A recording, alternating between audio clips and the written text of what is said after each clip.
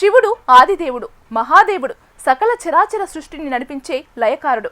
అలాంటి మృత్యుంజయుడిని పూజిస్తే చాలు మన జీవితంలోని అన్ని సమస్యలకు పరిష్కారం లభిస్తుంది. అలాంటి పరమేశ్వరుని పూజించేందుకు దేశ విదేశాల్లో అనేక ఆలయాలు ఉన్నాయి. ఇక తెలుగు రాష్ట్రాల్లోనూ అనేక సుప్రసిద్ధ ఆలయాలు ఉన్నాయి. శివుడి ఆలయాల్లో అనేకం ప్రకృతి ఒడిలో సేద తీరుతాయి, కొండ కోణల్లో కొలువై ఉంటాయి. తెలంగాణ అమర్నాథ్ యాత్రగా పేరు పొందిన సలేశ్వరం ఆలయ విశేషాలను, ప్రత్యేకతను ఇవాల్టి దివ్యధామంలో చూద్దాం. సలేశ్వరం తెలంగాణలోని ఓ ప్రముఖ ఆలయం, యాత్రాస్థలం. శ్రీశైలానికి 40 కిలోమీటర్ల దూరంలో ఉంది. ఇది ప్రకృతి రమణీయతతో అలరారే అందమైన ప్రదేశం, చారిత్రక ప్రాముఖ్యత గల ప్రదేశం. ఇది శ్రీశైలం అడవులలోని ఒక ఆదిమవాసి యాత్రాస్థలం. ఇక్కడ ఏడాదికి ఓసారి జాతర జరుగుతుంది.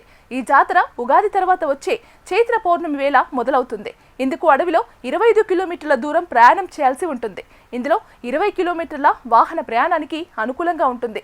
అక్కడి నుంచి 5 కిలోమీటర్లు కాలినడక తప్పదు. అక్కడికి చేరగానే ఆ మహిమాన్విత ఆలయాన్ని చూసి భక్తులు తన్మయత్వానికి గురవుతారు. తెలంగాణ రాష్ట్రంలోని నాగర్ కర్నూలు జిల్లాలో నల్లమల అడవులలో ఉంది ఆలయం. ఈ ఆలయానికి ఎలా చేరుకోవాలంటే హైదరాబాద్ నుంచి శ్రీశైలం వెళ్లే రహదారిలో 150 కిలోమీటర్ రాయి నుండి 32 కిలోమీటర్ల దూరంలో దట్టమైన అడవులో ఉంది. ఇక్కడ ఈశ్వరుడు లింగ రూపంలో దర్శనమిస్తాడు. ఇక్కడ శంకరుడు లోయలో ఉన్న గుహలో దర్శనమిస్తాడు. ఇక్కడ సంవత్సరంలో 4 రోజులు మాత్రమే ఈ అడవిలోనికి అనుమతి ఉంటుంది. ఈ ప్రదేశంలోకి వెళ్ళగానే ఆలయంతో పాటు ఇక్కడ జలపాతానికి సందర్శకులు మంత్రముగ్ధులవుతారు. పుణ్యము పాపము ఎరుగని నేను, పూజలు సేవలు తెలియని నేను. పుణ్యము పాపము ఎరుగని నేను, పూజలు సేవలు తెలియని నేను. ఏ పూలు తేవని పూజకు. నింగి నుంచి నేలకు దిగుతున్న ఆకాశగంగను తలపించే మహత్తర జలపాతం అది. ఎత్తైన కొండలపై నుంచి జాలువారుతున్న జలపాతాలు, ప్రకృతి రమణీయ ప్రదేశం ఆ ప్రాంతం. దట్టమైన నల్లమల్ల అడవిలోని కొండవాగు ప్రాంతంలో పరమేశ్వరుడున్న ప్రదేశం కావడంతో సలేశ్వరం అనే పేరుతో పిలుస్తున్నారు. ప్రతి ఏటా చైత్ర పౌర్ణమికి నల్లమల్ల అటవీ ప్రాంతంలోనే సలేశ్వర క్షేత్రంలో నిర్వహించే జాతరకు రాష్ట్ర నలుమూలల నుంచే కాకుండా వివిధ రాష్ట్రాల నుంచి లక్షలాదిగా భక్తులు తరలివస్తారు. కేవలం 3 రోజుల పాటు మాత్రమే జరిగే ఆ జాతరకు వస్తున్న లింగమయ్య అంటూ శివనామస్మరణతో ఆ దండకారణ్య ప్రాంతం మారుమోగుతుంది. కశ్మీర్లోని అమర్నాథ్ యాత్రను తలపించేలా ఉంటుంది ఇక్కడ నల్లమల్లలోని సలేశ్వరం జాతర.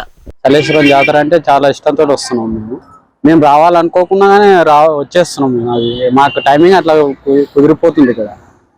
అదొకటి, ప్లస్ ఈరోజు పుణ్యం కావడంతో జనాలు చాలా వస్తారు నైట్ వరకు. అట్లా అని మార్నింగ్ వచ్చేసి దర్శనం చేసేసుకొని వెళ్ళిపోతున్నాం. కానీ చాలా బాగుంది వ్యూ, అవి ప్రతి ఒక్కటి బాగుంటుంది, మనకు నచ్చే విధంగా ఉంటుంది. అక్కడ సేమ్ అమర్నాథ్, కేదార్నాథ్ ఉంటుంది కదా, సేమ్ అలాగే ఉంటుంది. ఒక కూలు మంచు తప్ప మిగతా మొత్తం as is same to same ఉంటుంది. ఇక్కడి ప్రకృతి అందాలకు ముగ్ధుడైన నిజాం 100 సంవత్సరాలకు ముందే అక్కడ ఒక వేసవి విడిదిని నిర్మించాడు. అదిప్పుడు శిథిలావస్థలో ఉంది. ఆ ప్రదేశానికి ఫరహాబాద్ అని పేరు, అనగా అందమైన ప్రదేశం అని అర్థం. అంతకుముందు దాని పేరు పుల్ల చిలమల. 1973లో ప్రాజెక్ట్ టైగర్ పేరిట పులుల సంరక్షణ కేంద్రాన్ని ఏర్పాటు చేశారు. అది భారతదేశంలోనే అతిపెద్ద పులుల సంరక్షణ కేంద్రం. నిజాం విడిది నుండి ఎడమ వైపున 22 కిలోమీటర్ల దూరం వెళ్లిన తర్వాత సలేశ్వరం బేస్ క్యాంప్ వస్తుంది. అక్కడే వాహనాలను ఆపుకోవచ్చు. అక్కడి నుండి సలేశ్వరం అనే జలపాతం చేరుకోవడానికి 2 కిలోమీటర్ల దూరం నడవాలి. ఎంతో ప్రమాదంతో కూడుకున్నది ఈ సలేశ్వరం జాతర. సలేశ్వరం జలపాతం నుంచి వెళ్తుంటే 2 పొడవైన ఎత్తైన 2 గుట్టలు ఒకదానికొకటి సమాంతరంగా ఉంటాయి. మధ్యలో ఒక లోతైన లోయలోనికి ఆ జలాధార పడుతుంది. తూర్పు గుట్టకు సమాంతరంగా 1/2 కిలోమీటరు దిగి తర్వాత దక్షిణ వైపు తిరిగి పశ్చిమ వైపున ఉన్న గుట్టపైన కిలోమీటర్ దూరం నడవాలి. ఆ గుట్ట కోలను చేరుకున్నాక మళ్లీ ఉత్తరం వైపునకు తిరిగి గుట్టల మధ్య లోయలోకి దిగాలి. ఆ దారిలో ఎన్నో గుహలు, సన్నని జలధారలు కనిపిస్తాయి. గుండం కొంత దూరంలో ఉందనగా లోయ అడుగు భాగానికి చేరుకుంటాం. గుండం నుండి పారే నీటి ప్రవాహం వెంబడి 2 గుట్టల మధ్య గల ఇరకైన లోయలో జాగ్రత్తగా నడవాలి. ఒక్కో చోట బెత్తడు దారిలో నడవాల్సి ఉంటుంది. ఏమరుపాటుగా కాలు జారితే ఇక కైలాసానికే. గుండం చేరిన తర్వాత అక్కడి దృశ్యం చాలా అందంగా కనిపిస్తుంది. తల పైకెత్తి ఆకాశం వైపు చూస్తే చుట్టూ ఎత్తైన కొండలు, దట్టమైన అడవి మధ్యలో నుంచి ఆకాశం మహాద్భుతంగా కనిపిస్తుంది. ఇక్కడ నీరు అతి చల్లగా, స్వచ్ఛంగా ఉంటుంది. అనేక వనమూలికలతో కలిసిన ఆ నీరు ఆరోగ్యానికి చాలా మంచిదే. గుండం ఒడ్డుపైన తూర్పు ముఖంగా 2 గుహలు ఒకదానిపై ఒకటి ఉన్నాయి. పై గుహను ముందు చేరుకోవచ్చు. ఆ గుహలోనే ప్రధాన దైవం లింగమయ్య స్వామి లింగం ఉంటుంది. స్థానిక చెంచులే ఇక్కడ పూజారులు. క్రింద గుహలో కూడా లింగమే ఉంది. గుడి ముందు మాత్రం వీరభద్రుడు, గంగమ్మ విగ్రహాలు దర్శనమిస్తాయి. మహాదేవుని దర్శనంతో అలసటంతా మాయమవుతుంది.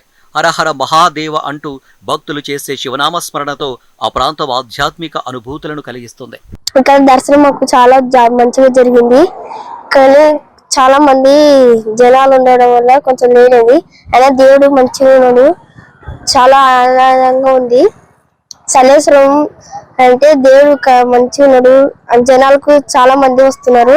సలేశ్వరం అయితే అడవిలో మంచిగా ఉంది. కొండల నుంచి జలపాతం వస్తుంది, అది ఎక్కడ నుంచి చాలా మంది దేవుడే వస్తుంది, దేవుడు తెప్పిస్తున్నాడు అని అందరి నమ్మకం. మేము ఇంకా అదే అనుకుంటున్నాం. కానీ చాలా అద్భుతంగా ఉంది. నీళ్ళలో స్నానం చేస్తే పాపాలు అన్ని వెళ్ళిపోతాయని భక్తుల నమ్మకం. సలేశ్వరం జాతర సంవత్సరానికి ఒకసారి చైత్ర పౌర్ణమికి 2 రోజుల ముందు, 2 రోజుల వెనుక మొత్తం 5 రోజుల పాటు జరుగుతుంది. ఈ జాతర ఎండాకాలంలో అడవిలో జరుగుతుంది కాబట్టి కొంతమంది దాతలు ఉచిత భోజన వసతి కలిగిస్తున్నారు. భక్తులు వచ్చేటప్పుడు వత్తనం వత్తనం లింగమయ్యో అంటూ వస్తారు. వెళ్లేటప్పుడు పోతునం పోతునం లింగమయ్యో అని అరుస్తూ ఆ శివయ్యపై తమ భక్తిని చాటుతూ ఉంటారు. ఈ ప్రయాణం ఆధ్యాంతం భక్తి ప్రధానంగా సాగుతుంది. శ్రీ గురుభ్యో నమః. ఇది సలేశ్వరం జాతర అంటారు. దీన్ని దక్షిణ భారతంలో ఉన్న కేదార్నాథ్ యాత్ర అని, అలాగే అమర్నాథ్ యాత్ర అని కూడా అంటారు దీన్ని. ఇది అప్పట్లో గిరిజనులు మేకల్ని, ఆవుల్ని తోలుకొని వస్తే ఇక్కడికి ఒక పులి వాళ్ళ మీద పడినప్పుడు వాళ్ళు మల్లయ్య అనే మల్లికార్జున స్వామిని ప్రేమతో, ఆర్తితో వాళ్ళు గట్టిగా అరిచారు ఆ గిరిజనులు. అప్పుడు మల్లికార్జున స్వామి లింగమయ్య రూపంలో ఇక్కడ ప్రత్యక్షమయ్యాడు. వాళ్ళకి ప్రత్యక్షమై వాటిని కాపాడి వాళ్లకు వరం ఇచ్చాడు. అప్పటి నుంచి గిరిజనులు అత్యంత భక్తి శ్రద్ధలతో జరిగే అతి పెద్ద జాతర ఈ సలేశ్వరం జాతర. దానిలో భాగంగా మేము శ్రీశైల మహాక్షేత్రంలో రుద్రాక్ష మఠం అనే పంచమఠాలలో ఒకటైనటువంటి దాని ఎదురుగా మౌనస్వామి ఆశ్రమం, దత్తసాయి మౌనస్వామి ఆధ్యాత్మిక ఆశ్రిత నిత్యాన్నదాన ఆశ్రమం, సేవాశ్రమము. మా దగ్గర కుల మత భేదం లేకుండా శ్రీశైలంలో సుమారుగా 2007వ సంవత్సరంలో మా స్వామి మౌనస్వామి గారని ఆయన దీనిని ప్రారంభించడం జరిగింది. దానికంటే ముందు మండలి సుబ్రహ్మణ్యం గారని ఆయన ఆశ్రమాన్ని స్థాపించారు. 2007 నుంచి మౌనస్వామి గారు దీన్ని దినదిన అభివృద్ధి చేస్తూ సాధువులకి, శ్రీశైలం మహాక్షేత్రంలో వచ్చే భక్తులకి నిరంతరం అన్నదానం అనే కార్యక్రమం పెట్టుకుంటూ వచ్చి అది చాలా పేరు ప్రఖ్యాతులు వచ్చినాయి శ్రీశైల మహాక్షేత్రంలో. అలాగే ప్రత్యేకత ఏమిటంటే కరోనా టైంలో అందరూ మరి దేవస్థానం కూడా అన్నదానం పెట్టలేని పరిస్థితుల్లో మరి దేవస్థానం ఈవో గారు అప్పుడు రామచంద్రమూర్తి గారు వచ్చి మన ఆశ్రమంలో అడగటం జరిగింది. అప్పుడు మౌనస్వామి గారు మరి రేత్రి తెల్లవారులు అన్నం వండించి పగలు అక్కడ ఎవరైతే కరోనా టైంలో మిగిలిపోయారో వాళ్ళందరూ కూడా అన్నదానం వేసిన ఘనత మన ఆశ్రమానికి ఉంది.